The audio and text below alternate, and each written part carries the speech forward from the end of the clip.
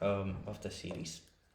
In this video, we'll be deploying the infrastructure that we need for our migration, and we will be using that.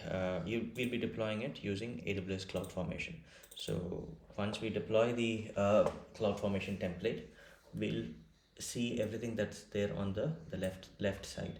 So we'll have a Bastion server, DNS server, two application servers, and two database servers, and we'll be able to do all of it within like 20 to 25 minutes. Otherwise it can take up to days also, because to deploy a Bastion server, two app servers, host the code, configure the database, establish the connectivity between the two app and DB servers, and then establish the connectivity from Bastion server to all the four, secure the private subnet, expose the public subnet, and to test all of it with the right sizing, create a template. It can go for hours, or if not for some days, but this is a workshop studio link, hence we are able to do it with ease. So and this is on the architecture, just to give you a quick rough walkthrough on what is CloudFormation. Most of you are aware of what is CloudFormation. It's basically an infra as a code service.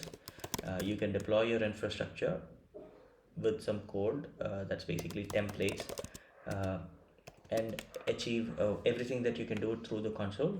This can be just created and saved it for future. Every time you want to replicate your entire infrastructure, we can just run the code by making small changes, and within minutes you will have the entire infrastructure. So some of the equivalent service of infra as a code are Terraform, Azure Resource Manager templates, and AWS CloudFormation. And Google also has, I almost forgot the name.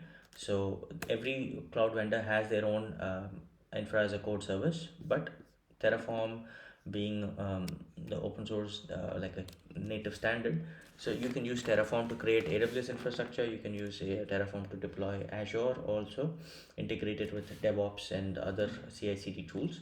So this is slightly popular than the other cloud native or the vendor native tools. And what these templates, the CloudFormation templates, can be written either in JSON or in YAML format, whichever the language that you're comfortable, or not the language, the format that you're comfortable with. You can use it to deploy your CloudFormation stack. And if you want to practice, there are many CloudFormation stack examples also. So I'll just show you. But let's deploy our stack, and then I'll just give you a walkthrough.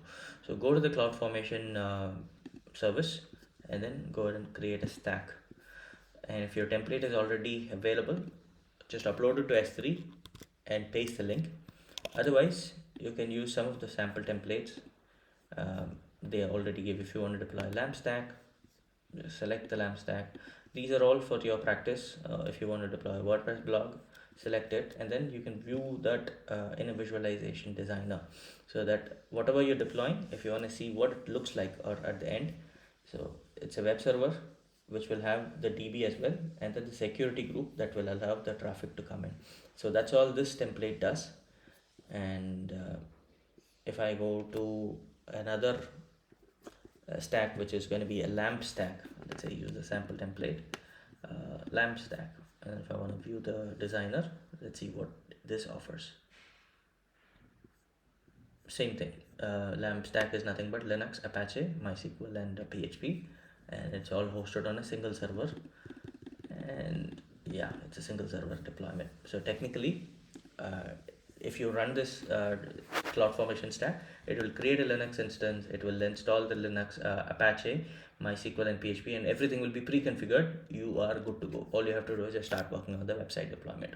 So for us, we also have a CloudFormation stack, which I'll put it in our notes as well. And I'll click next, and the name, it will be it's called Migration Immersion Day, because that's the predefined name that was given. And I need to give the username and password. it must be exactly 8 character. Admin password for the Bastion server. In the architecture, you saw a Bastion server, right? It must be 8 character. And the root password for the 4 boxes, 4 Linux servers, which will have the app and DB, and the username is user. These are all pre-configured in the template itself. I'll leave everything as it is, no changes whatsoever. Like what is the source for RDP? All these are predefined in the template itself. So if you want to see the template, you can open this link that I gave you in a browser. It will show you the CloudFormation template directly.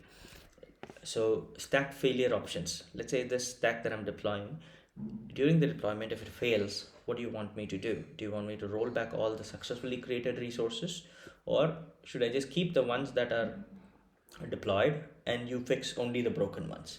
So this being a demo, everything is pre-configured by AWS. So I'll keep the rollback options, so that if one of the service that does not get created, it can just roll back everything that was pre-created or it was created already.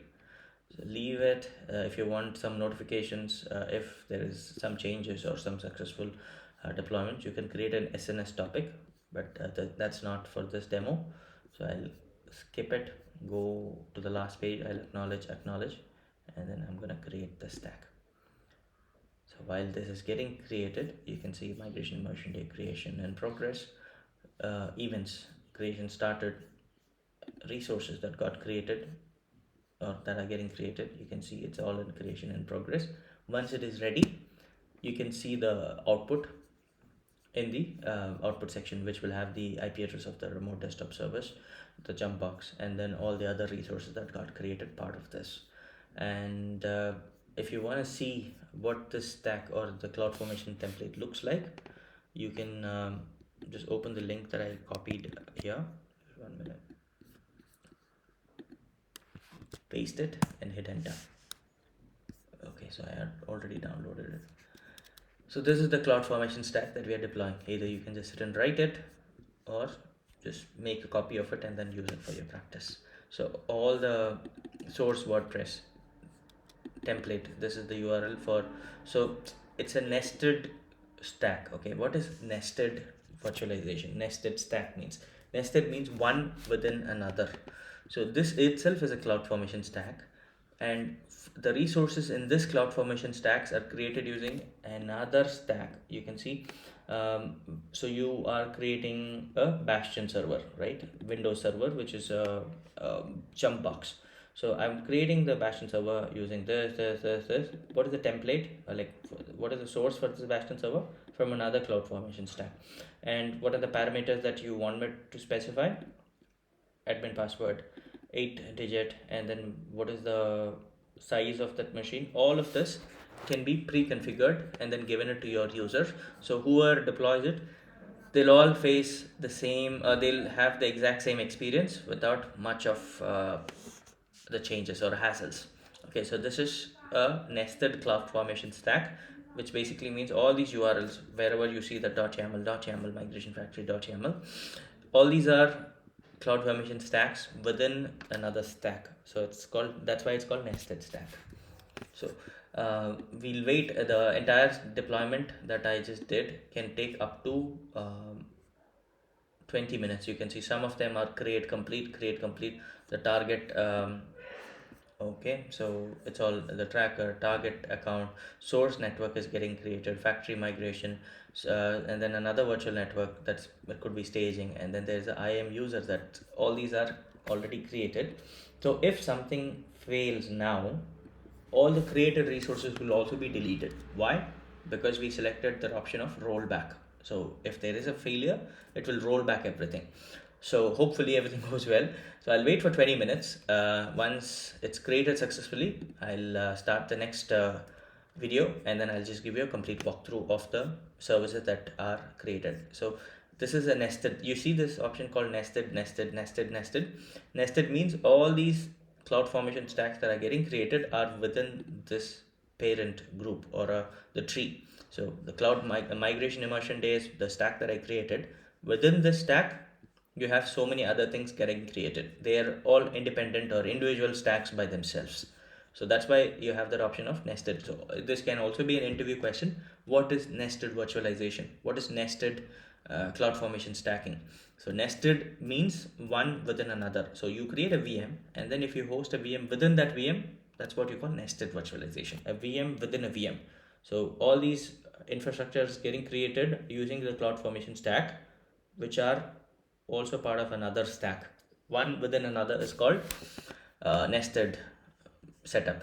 Okay, so I'll stop the recording here, wait for the formation stack to be ready, and if you don't want to see the nested view, you'll just see only one. But if you select nested view, so you'll see what is within another one.